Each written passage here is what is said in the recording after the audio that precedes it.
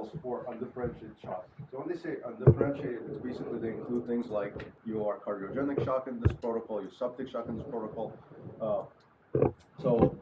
What I want to show you guys is the drugs here that they have, and specifically the vasopressors that they got.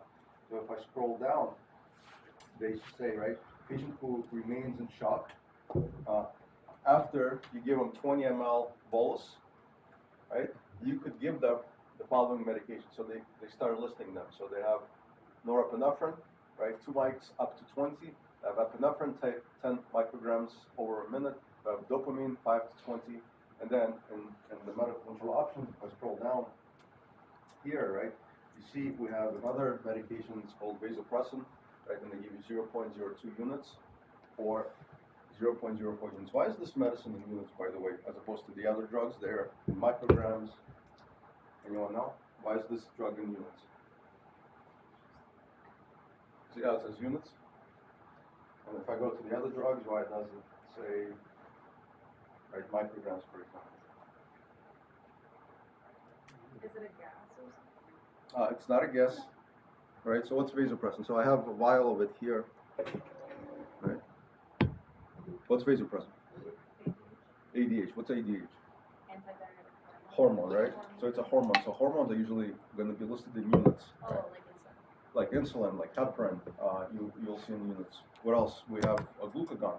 Glucagon will give in units. So if you look at insulin, glucagon, vasopressin. So if you look at the medications, they're going to be in units. This medicine, usually, before the new changes in ACLS, AHA, we used to give this 40 units in place of the first or second epi in cardiac arrest, right? So this was in place of epi, but now you guys have epi for it.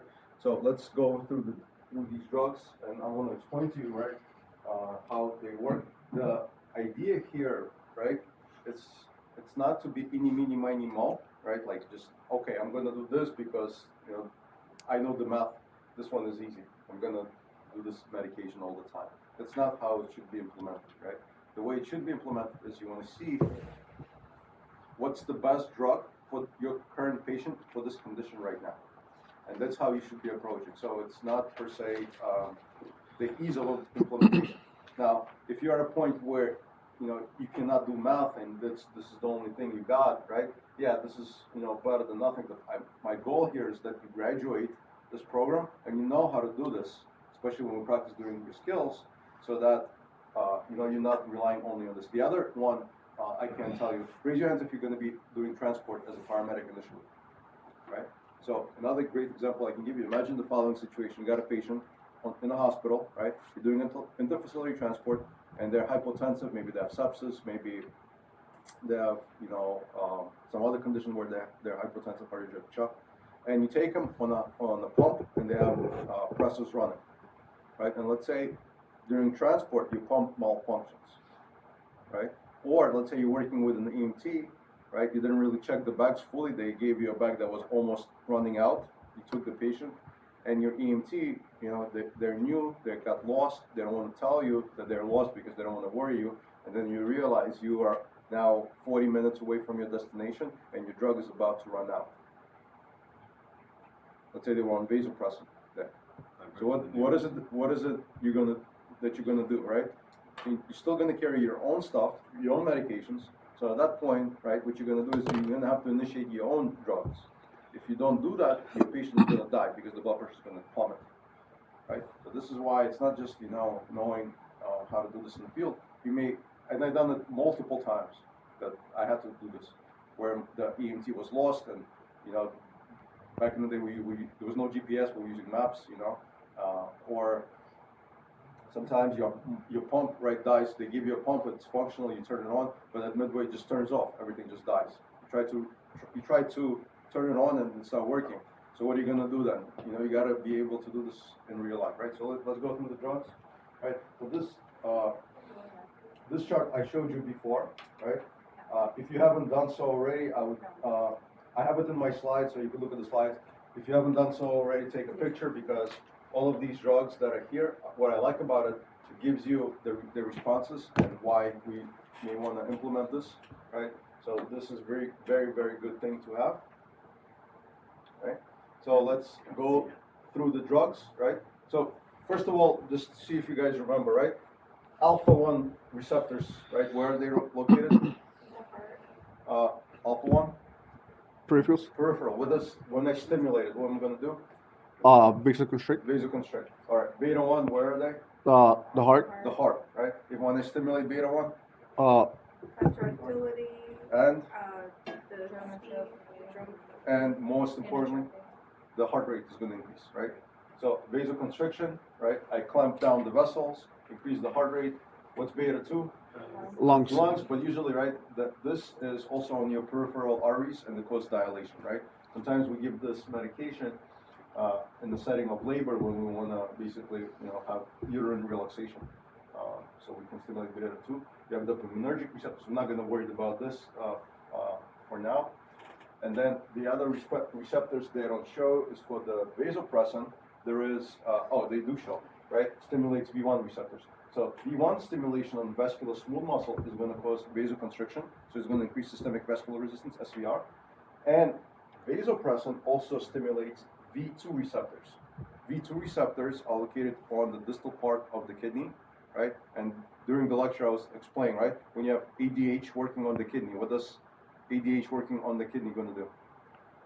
It's going to try to retain the fluid. Retain the fluid, right? Antidiuretic hormone. So the way it works is ADH, right, is going to bind to V2 receptors on the distal part of the collecting duct. It's going to cause these aquaporins to appear in the kidney and reabsorb water. I pull up the water, it's going to go into the interstitium, right? Hopefully blood pressure will elevate. So vasopressin, right? V1, V2. Now, why do you suppose we have all these different drugs, right? And some of them have different receptors, right? And some patients you may encounter in the interfacility transport, they may be on 2 or 3 drips. Why is that? Like they'll be on vasopressin and norepinephrine. Targeting different hormones to produce a different response. Yeah, exactly. So sometimes you may be maxing out, let's say Norepi, and the patient is still not getting MAP of 65. So then you may initiate a second drip, but you don't want to, use the same mechanism of action. So let's say you give them a vasopressin that works on different receptors, right, and has slightly different mechanism of action, but it still is going to increase the blood pressure, working on V1, right, and V2 receptors, and that's why they target. They give them different pressors, right, to counteract the response. So what you want to be cognizant is this. Let's say you got a patient. They just had a massive heart attack, right? Let's say left ventricle was taken out, and you see their blood pressure is, let's say, 70/40, right? Let's say their heart rate is 70. So you give them the 20 ml per kilogram fluid, and they're still hypotensive. Let's say BP is still very low. Then I want to give them a vasopressor. Make sense? Right? Out of these drugs, right? Which one would I like to give this person who just had a massive heart attack? Right? Because now that I'm in my mind, what I want to avoid. What do I? Oxygen demand. I don't want exactly. I don't want to increase my myocardial oxygen demand, so I don't want to increase the heart rate too much. I don't want to take the heart rate from 70 to like 120, right? Because it's going to increase the myocardial oxygen demand. But I need what? I need systemic vascular resistance to increase, right? Because I want to get that MAP of 65 to drop the blood pressure, right, and the flow to the coronaries and to the brain. So out of these drugs, right, I'm looking for alpha-1 response, right? So which ones has good alpha-1 response? So I see Norepi has good alpha-1 response. I see epinephrine has good alpha-1 response, right? But phenylephrine is not in your protocol, so we're not going to worry about this one, right? Vasopressin has good response, but it's going to work on a different receptor, right? So and we have dopamine. Dopamine has 3, right? So it's out of these is not the best one. So we got these 2, right, so far. But what do you notice about epinephrine that you do not see with norepinephrine? The beta one, right? Norepi has less, right? Less pluses means less effects. But Epi has 1, 2, 3, 4, right? And what it's going to do is also going to elevate your heart rate dramatically, right? So you may get a tachycardia, 120, 130, 140, right? By the way, a patient can manifest a tachycardia, sinus tachycardia, to 20 minus their age. 220 minus their age. So let's say when you're doing your cardiac arrest management, you got a patient who is like, say, 50 years old. 50 years old. 220 minus 50 is what? 170, right? So they could have sinus tach at 170, right? And you guys are going to say, oh, well, it's about 150, so we got a cardiovert. Not necessarily, right? You just pushed all that epi, right? And now the heart is beating and circulating. So the moment they get ROSC, right? Don't just jump on the monitor and start blasting them with energy, right? Reassess their mental status, do the ABCs, get the vital signs, do the 12 and once a few minutes passes by, the heart rate is going to come down, right?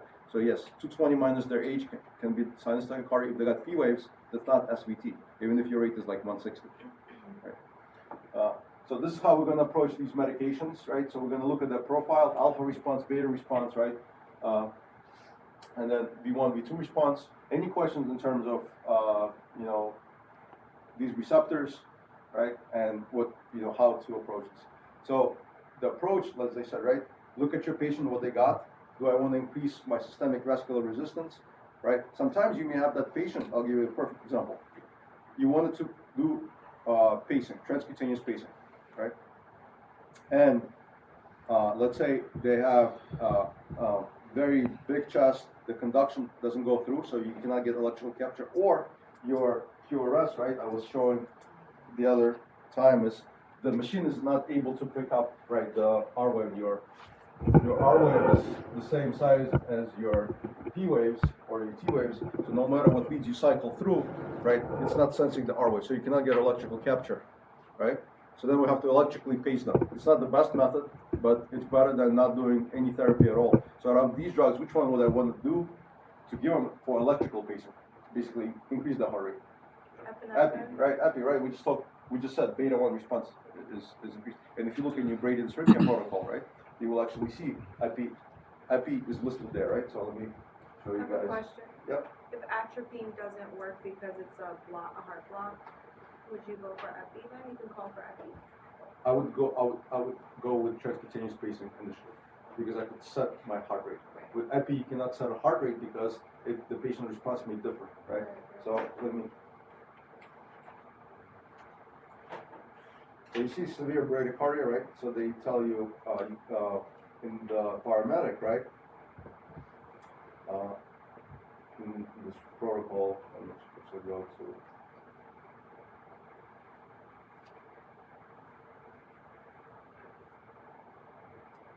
Right?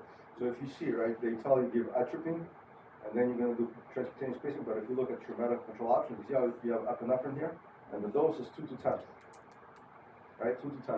So why do you think they have this here? That's for your chemical pacing in case, right, your electrical pacing is not functional, right? Dopamine is there, right? The moment you exceed the 5 mics up close to 20, you're going to cause vasoconstriction.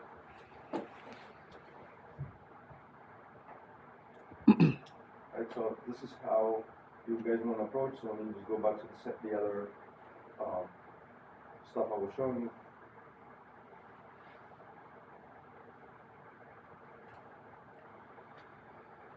And here they have right 2 to 20 because here they want to actually cause that. Right here they're using this drug for vasoconstriction. Right, they're using this drug for vasoconstriction. So that's the goal. The other medication, epinephrine, was for increasing the heart rate. But that's not the best choice, right? If your pacemaker, if your transcutaneous pacer is working, right? So, any questions about this so far? So I'm going to go through actually how to do the drugs now. Is clear? All right.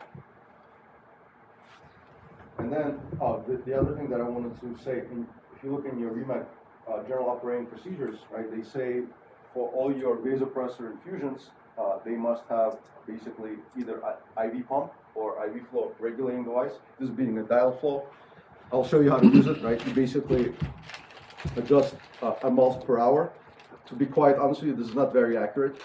The best accuracy you're going to get is on IV pump, but a lot of services do not buy it. If you're doing interfacility transport, you will have your own pump. So use that if you have to give your pressors. And then they say use a 18 gauge. Why do you want an 18 gauge?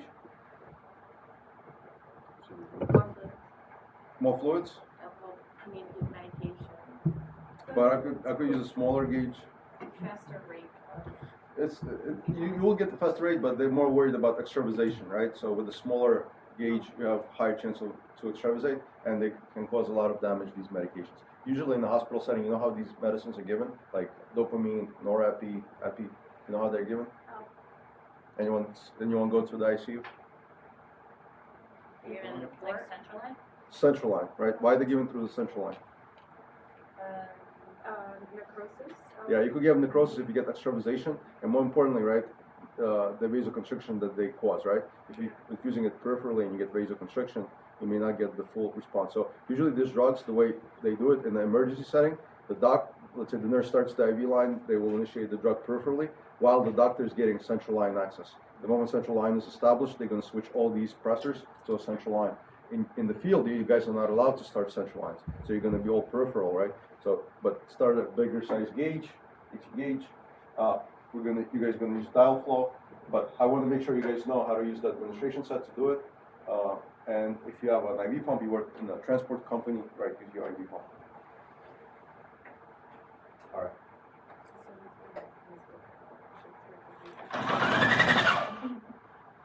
So the drugs that I have here, right? So first one is dopamine, and here I basically have a couple of calculations.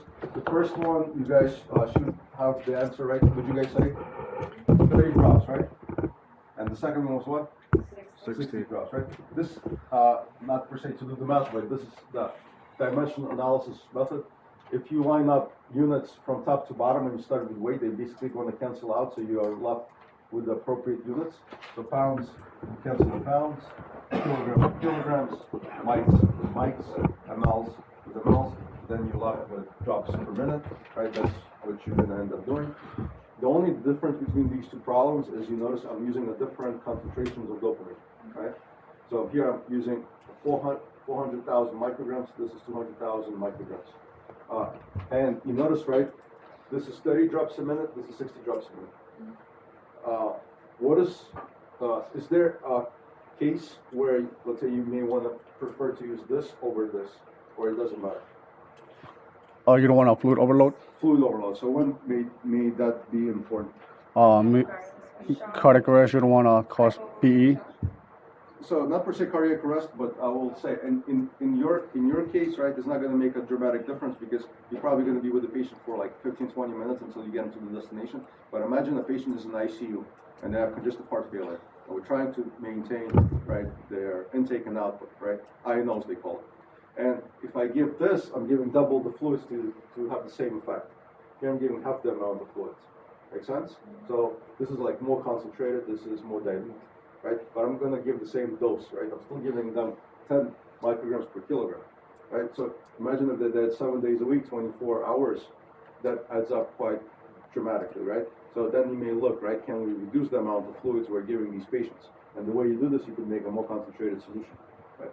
So that's that. Now, how we're actually going to make it? We're going to take a 250 bag of saline, right? And then for the one at the top, how much dopamine do I need to pull out? Or how much should I take from the vial? 4 milligrams. How much? 4 milligrams. 4 milligrams? 400,000 micrograms. So 400,000 Oh, sorry, micrograms? 400. 400, yeah.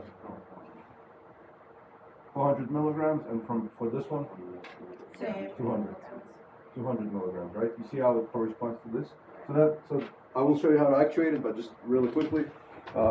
This is dopamine. It says 400 milligrams in 10 ml. So for this one, right, for the top one, if I was going to take, let's say this is my bag, right? If I want to actuate it, I'll take my 250 bag. I'll take the 400.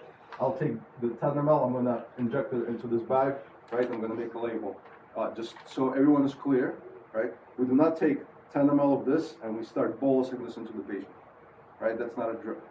Right, you have to have the administration set connected. I hope that's very clear, right? 200, right? If I was going to do this, I will take 5 ml, right, for this. And then for the other problems, right? So the other one is Norepi. This is also the dimensional analysis way of setting this up. This medication you guys may have not been familiar with, right?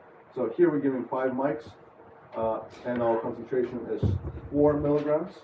And here it's 8 milligrams. We're going to put it in a 250 bag of D5W. Right? And what you guys got for your answer here? About 19. How much? About 19. 90, yeah. It's 18.75. And the one at the bottom? About 9, yeah, 9. It was like 375. All right. So what we're gonna do here, right, to actually make these drugs, we're gonna take 4 milligrams from the vial, and here we're gonna take 8 milligrams, and we're gonna put it in a 250 bag. I'll show you, they come in the different forms, I'll show you how to actually do it, but you may have ampules, you may have Norepi ampules, you may have vials like this to do it. So you'll take, if you're gonna do 4 milligrams, you're gonna basically take this whole vial. If you're gonna do this, you're gonna take this whole ampule. I'll show you how to break it. And we're putting it into dextrose, D5W. And then for vasopressin, all right, which you guys got an answer for the first one? 15 is correct, and for the one at the bottom, there you go. So the way we're gonna do this, vasopressin comes in 20 units in 1 ml. So you're basically gonna take your 1 ml, you're gonna inject it in a 250 bag, and then you can set up Are your. you using normal saline or For this one, we're going to use normal saline. So, some places will have different fluids. The places I work at, we use these concentrations. So we would put, for Norepi, we put 4 milligrams in D5W, and we put 20 units in 250 of normal saline. But some places may have slightly different amount. And the other thing which may happen is you may have a premixed bag. So here I'll show you, right? So this, I'm holding dopamine, this is a premixed bag. If your agency carries this bag, you do not have to mix how, I was showing you. So here you see, right, this is dopamine, and this is in D5 dextrose, right? And this is 400 milligrams total. Right, so here I'm showing you normal saline, but they're using dextrose infusion. By the way, another important thing, right? When you may not want to perhaps use a dextrose infusion and use a D5, normal saline. Doesn't you not want to use dextrose? Yeah, the dextrose, and let's If they're hypoglycemic. hyperglycemic. Because if they like a diabetic patient, right, and their sugar level is already high to begin with, right? You check their sugar, let's say they're 140, 180. You start infusing dextrose with all your fluids, and they're in the ICU 7 days a week, 24/7. Every bag has D5W, right? You're gonna get a lot of sugar to them. So I have a question about that. So with the sepsis patients, a lot of times their sugar is way too high. So with the septic patient also we would consider using normal saline instead. Yeah, again, it depends, right? What is like their day-to-day sugar level. Yeah. But if their sugar level is high, secondary to usually their diabetes that's not really kept well, and you start infusing this over, because the moment you start the pressor, it's not like you disconnect it right away. You got to make sure their blood pressure rebounds, right? So this is being infused, right, 24/7, 7 days a week until we can correct their problem. So we're infusing sugar, right? How much, by the way, sugar, when, let's say if this was 100 bag and it was D5W, 100 ml bag, how much sugar in one bag? Isn't it 50?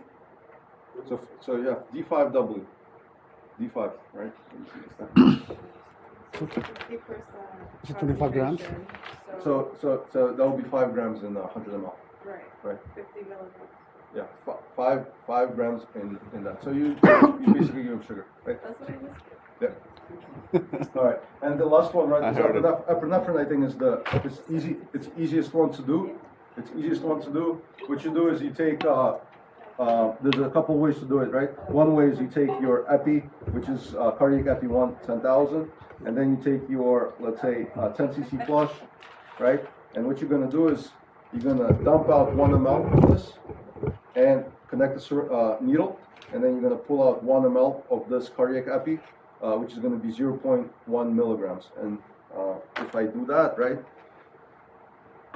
So this is your cardiac epinephrine. There's 1 milligram in 10 ml, and or you could say, if you look at the concentration, there's 0.1 milligram per ml. So if I pull out this one 0.1 milligrams and I put it into this syringe with now 9 ml of saline, right? Then you basically what you get 0.1 milligram in 10 ml, right? And if I were to convert this into micrograms, right? I move this 3 places, 1, 2, 3. It's going to be 100 mics in 10 ml, and if I get it to 1 ml, I basically remove 1 0 here. You have 10 mics per 1 ml. Make sense? The other way you could do it is you could take 100 ml bag of normal saline, and you could inject your epi that you use for anaphylaxis, right? So it's 1 milligram in 1 ml, and you put it here, right? So then your concentration is 1 milligram in 100 ml of normal saline. If I convert this to micrograms, it's going to be 1,000 micrograms in 100 ml. And again, if I cross out my zeros, 1, 2, 1, 2, again I get 10 micrograms in 1 ml, so the same concentration, right? You can do it either way. I like the syringe method better because then you have the syringe, you're giving 1 ml, right? And you know that's 10 mics. Make sense? So this one is the most easiest to do, right? But be careful, right? You know this drug increases your heart rate, right? Dramatically. So in the setting of someone who's having an MI, maybe not something you want to do. Yeah?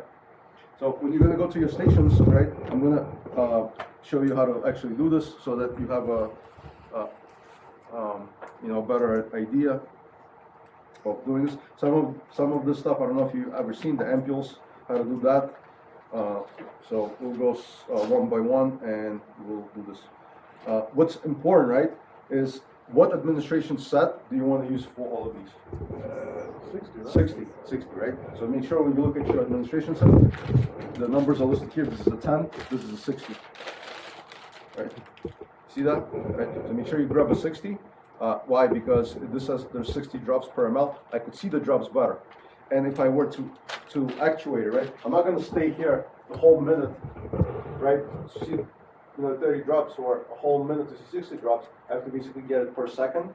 And then after that, right, I want to get it to like a whole drop. So this, if you guys were going to do this, how much would you tell me? What would be the like? 1 every 2 seconds. 1 every 2 seconds, yeah. And what about this one? 1 every second. 1 every second. This makes sense to you, right, guys?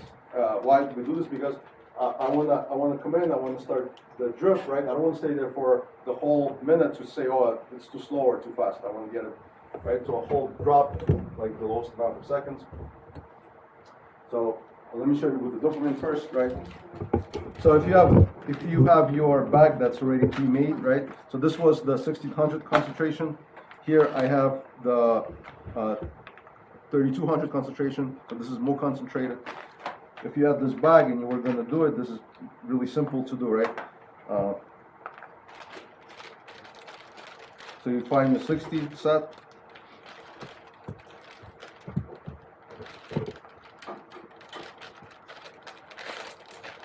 One thing you guys, I see when you guys unravel this, make sure this doesn't hit the ground like this. Right, even though there's caps, you want to contain this all. And then, right, you're able to point this, right? So this one is very easy. Close this first so that there's no air bubbles. Pull up your pigtails. And the moment you remove this, right, you don't want to contaminate it on anything. Squeeze, puncture, right? I'm going to fill it halfway, right? And then I'm going to grease it to flush it. So this already has dopamine in it, right? So when I'm flushing it, I'm not flushing it with saline. I'm flushing it with dopamine. So once it's flushed and there's no more air bubbles in the line, I'm going to connect to the patient. I'm going to actuate my rate, right? The moment this hits the IV site, right, the medicine is being infused. Make sense? Mm-hmm. Right? So what I'm saying to you is this whole thing was dopamine, right? And we're going to infuse dopamine right away. So this is already pre-made, right? If you want to make a label for this, you can't put it in the back, but this is already pre-made. So this is the most easiest one to do. Now, if you were going to make it from scratch, right? If I was going to make this concentration, right? And I was going to pull up, I was going to need a syringe, right? So I got a syringe, and then I'm going to need 250 bag.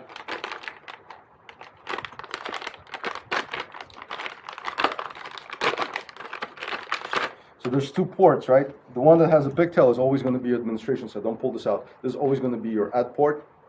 And then this is your dopamine, right? You do your 6 rights and so forth. And I always like to, even though this was brand new packaging, you always want to cleanse it with some alcohol.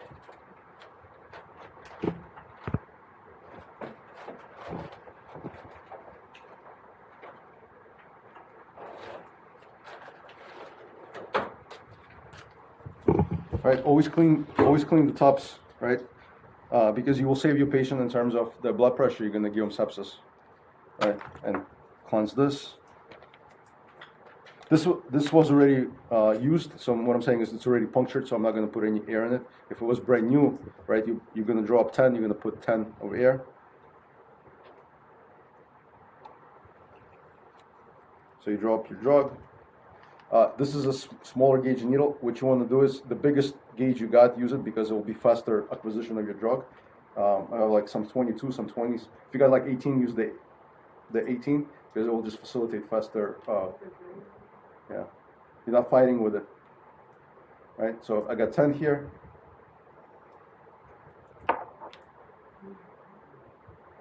Right, and then what you do is you're basically gonna add to your drug.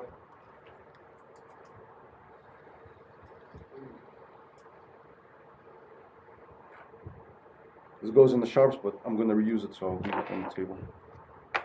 Now, mix it. Right, you make a label. I always carry a Sharpie marker. Sometimes if you don't have a label, you could just write it on it, right? I'll write dopamine. How much did we put? 400 milligrams, right? And then you could write your initials, you could write the time you started, right, and the date and so forth. But it's very important that you know what this medicine is, right? Because here, this is just sodium chloride. You don't know if this is a medication or just fluids, right? And then once you're gonna spike it. I see you guys, you notice I added the medicine first. Some of you guys, when you're doing this, you know what you guys do? You take your saline bag, you pre-spike it first, and then you flush the set with saline, right? So when I actually start the drug, is the patient getting dopamine? No. What are they getting? Saline, right? So the order of this should be inject the drug into the bag first, mix it, right? Don't do this, but just like put a label, or you have a Sharpie marker, just write it in the back. And then what you're going to do is, once this is all done, I'm going to go ahead, I'm going to take another small connector so you guys can use it. Let me took it up. Hmm? Let me took it up. You want me to get up? Want to get up? You can get up, if you can see it. Yes.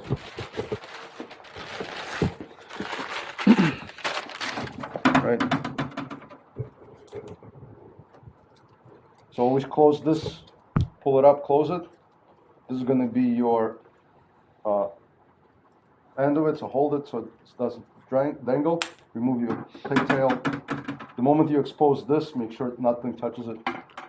Squeeze here and all the way. And then halfway through on the drip chamber, right? And your label is set. If I was going to give this to the patient, right, I never mainline this. So what I mean by mainline, see how this arm has a bag already connected to it, right? I'm never going to do this. So let's say we established IV site and we have this saline lock in the patient. I'm never going to do this, connect the dopamine straight to it. Why not? Then you can't flush it with saline. But it's the drips is like being flushed with saline, meaning the drip is a continuous infusion. If you want to stop it, If I want to stop it, right? Why? untoward effects.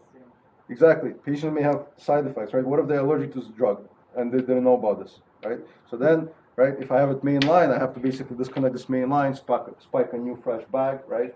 And then go through this whole procedure where if I already have my saline bag already connected to it, right? And then what I do is I cleanse my port and then my dopamine is going to be connected here. We call it a piggyback, right? And then I'm going to actuate my drip through this port, right?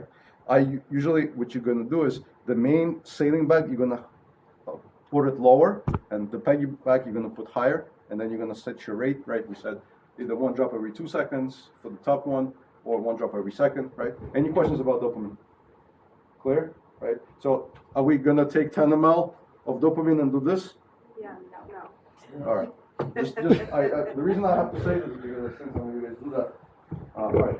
So this is done. The next one is Norepi. So I told you I'm going to show you this one because I think this one you may have not seen, right? So this is called a vial. It's already pre-scored. There is a line here that's already like they scored it in the sense that like I could break this off, but don't break this off with your hands. what you want to do is take some 4x4s, right? And the other thing, right? So this here is 4 milligrams and 4 ml. So 4 milligrams, and I'm going to put it in a 250 bag, right? Before I break it, I don't think I have any more 250s, right? I don't have any more 250s. I'm going to just take 100. We're going to pretend this is 250, right? This is it says set, and this is your add. So add is where I'm going to inject it. The blue one, you could clean it right away.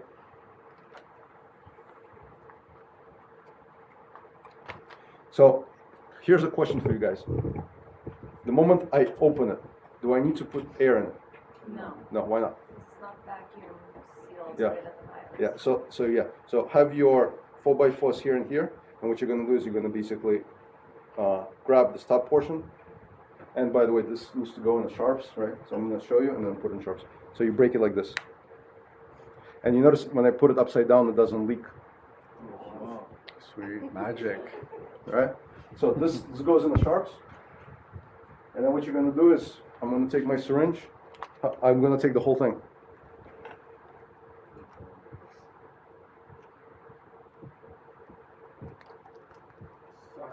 What's it going through? I think there's like a rubber piece. Thin layer of air. It's magic. Right, so it doesn't and put this in the sharps. I'm just going to put this on the table just to show you another ampule, right? So grab this. Make sure you always use 4x4 because if you don't, sometimes the sharp glass may break and it'll go on your fingers. Right, so you got the drug, put this in 4x4 and then just, right there, pre-scored. So it's not going to come out. And then you drop with your syringe. Right, make sense? Right, so if I was going to do 2, I'll put 2. These always go in sharps, the remaining.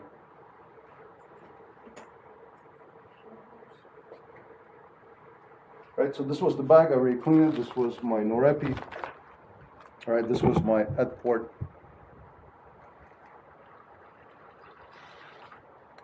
I'm going to reuse this, but you're going to sharps it, right?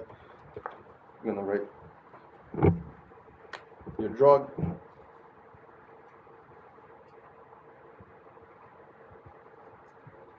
You put 4 milligrams in here. You can put your initials, the date and time, so that they know exactly what you're doing. But by the way, when the nurse in there says how much are you giving this patient, let's say we're giving Norepi, right? Giving this one, and you are to give your dose. Which one are you going to tell them? Are you telling them you're giving them 1875 drops a minute? No. 5 mics. What you going to tell them?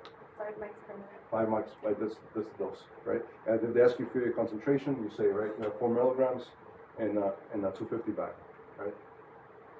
So this is your Norepi. So this is the vial one. This is the ampule one. This is the vial one. The vial one is where you basically have to inject the air, right? This is 4. So same way, right? You're gonna drop your 4, break the top, clean the top, put the air, drop your medicine. Sometimes what you do is, you see the needle is all the way up and it's not pulling any medicine. Just go to the light and then move the needle down. Right, and again, this is a smaller gauge, but use the bigger one you got. I think we may only have like 22s today. So pull up the whole thing.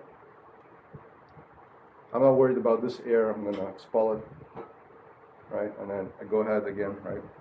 Add my bag. Let's say this was bag. If I was gonna make this concentration, all right? I put the remainder of it.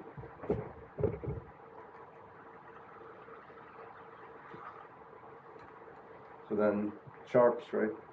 And then this, make sure if you did the second concentration, just change it to 8. Same thing, run your set, right? Hang it. So this would be my Norepi, right? When we want to use Norepi, when we want to increase systemic vascular resistance, right? Less beta response. This is this drug. Any questions about this one? Questions? No? Next one is Vasopressin, right? Vasopressin is, I told you, right? Units. So this is 1 ml. This is actually very easy to do, right? So take your, again, close the top, right? 1 ml there.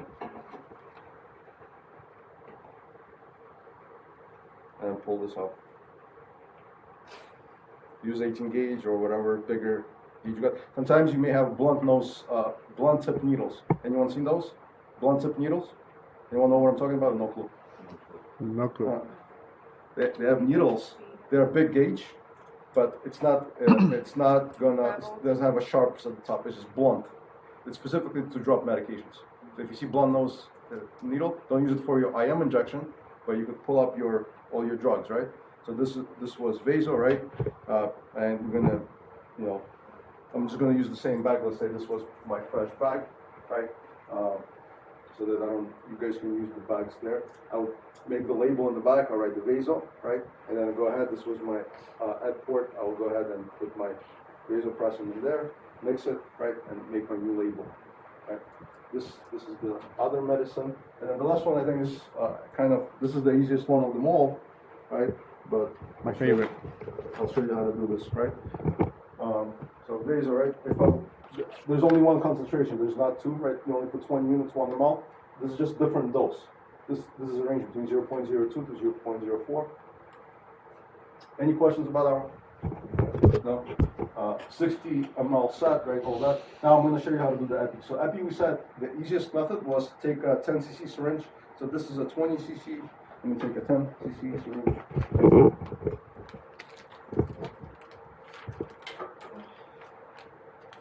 If you're gonna use this, I advise to take a 10 cc syringe.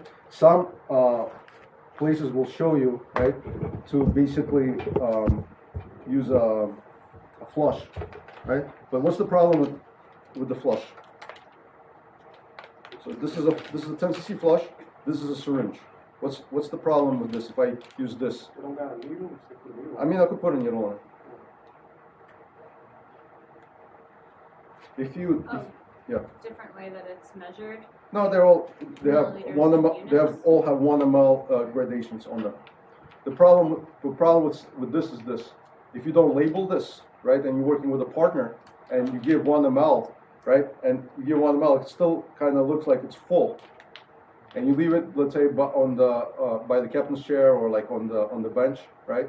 Your partner may think this is a flush, right, and they may grab this and inject the whole thing, right? This could happen. It's good to label them, so I usually write like on tape, right?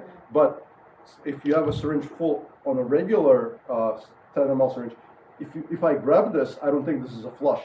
You understand what I'm saying? Even though it's filled fully, this I would think it's a flush. Because on the flush, if you notice, right, they like all of them have that says saline flush. So the moment I grab this, it kind of looks like a flush. It's a flush. It'll be flush, right? So I don't advise to do this, but this is how you do it, right? So I said this is your cardiac epi, by the way. This is when we give in cardiac arrest. We usually connect it to like Bristojet. See if I have one here, right? When you guys doing your mega codes, right? You are used to doing it this way, right? And you push it 1 milligram, right, in your arrest. So what I'm telling you to do is this: you take your syringe, you're going to inject 1 ml of air, and then you're going to pull up how much? 1. So I got 1 here. And you're going to go to your saline bag, right? Let's say this was my saline bag hanging here, right? You cleanse the port, obviously, and then you're going to connect it, and then you're going to fill this with the 10.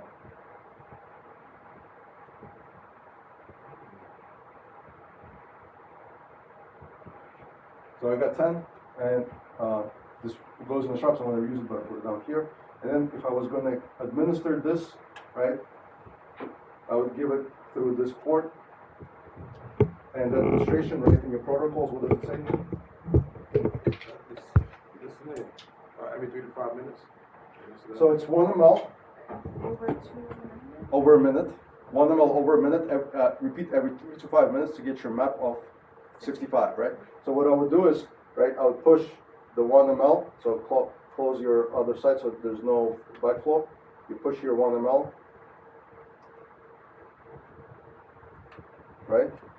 And then what I will do is, I don't like to leave it connected. I would disconnect this, and here's when you want to flush it, right? So you'll come into your site and you flush it. And then what I would do is I would monitor my vital signs on this patient probably fairly quickly, right? And you want to do the vital signs every 2 minutes, or the lowest you can set them up to be, right? So this is your epi. It's going to increase your beta 1 response, right? So you're going to have tachycardia with it.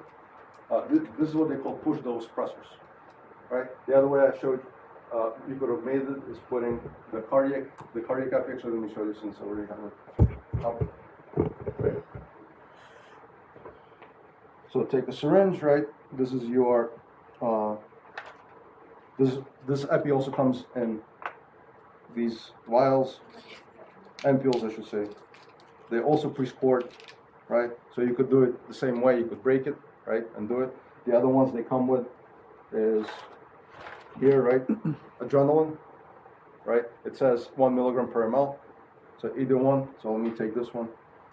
There's the top, 1 ml.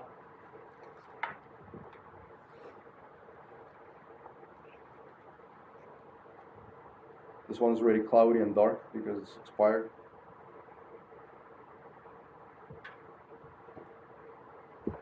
See, the color is like brown.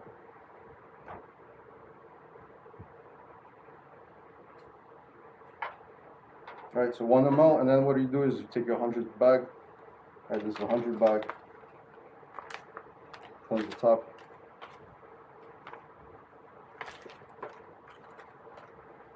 Alright, and you inject. Make sure you're making your labels right away. You don't wait until, right, it's hung. This goes in sharps. So this I'll write my epi. This would be, right, this is concentration. So 10 mics per ml. And then you could take a 10 cc syringe and you pull it up, right, the same way.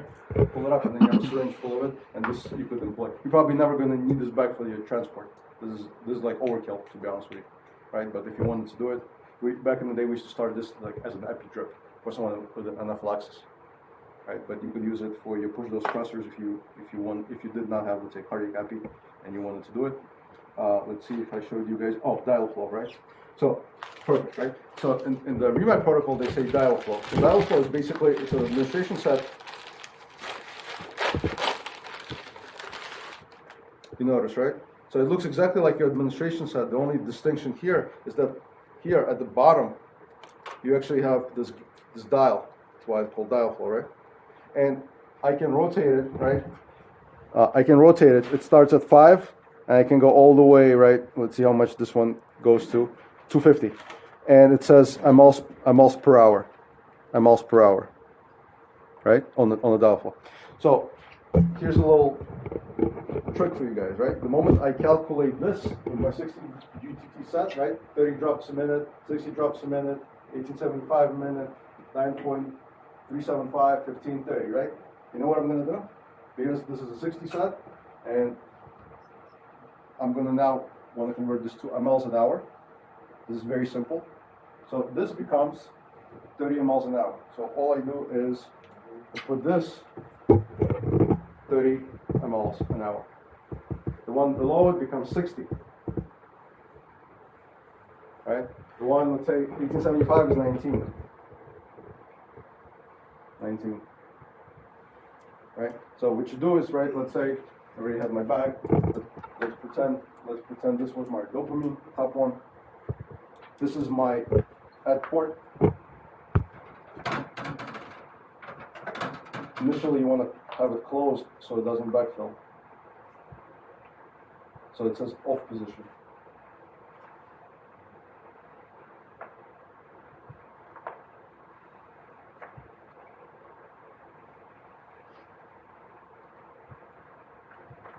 So, and then we're going to put it to 30.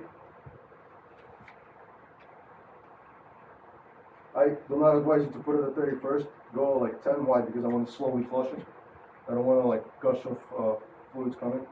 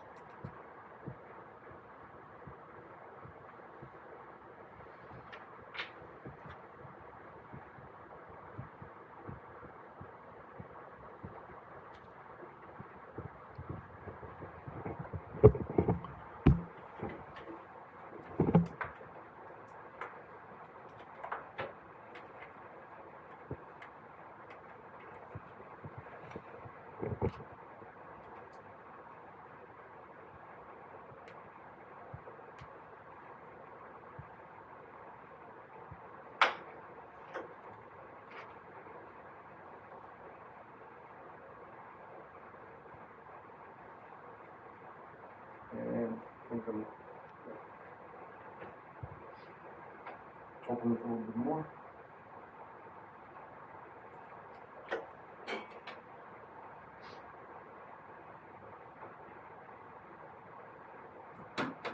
And I'm going to set it to 30. Right. So set it to 30. You're going to come to your, also don't mainline it, right? Cleanse with alcohol, connect with it. Right. To be honest with you, it's not really accurate. If you notice, right, the way it's infusing, right, still if you go over the bumps, and like I'm driving, bump, bump, you get more drops going, and the most accurate one would be what? IV pump, IV pump. But this is just to show you, this is dial flow, 18 gauge for the New York City REMAC protocols. If you're using any 60 GTT sets, this is very simple to set. So whatever you got mLs per minute, sorry, drops per minute, is going to be mLs per hour on the dial flow. So 30, you're going to set at 30, 60, 60, 19, right, 10, 15, 30. Any questions about this? Questions? Everything's clear? Right, so for your medical stations, right, you guys are gonna actually come in, actuate it, right, start your drips. I'll give them some dial flow so you can practice with those, your regular administration sets and all that.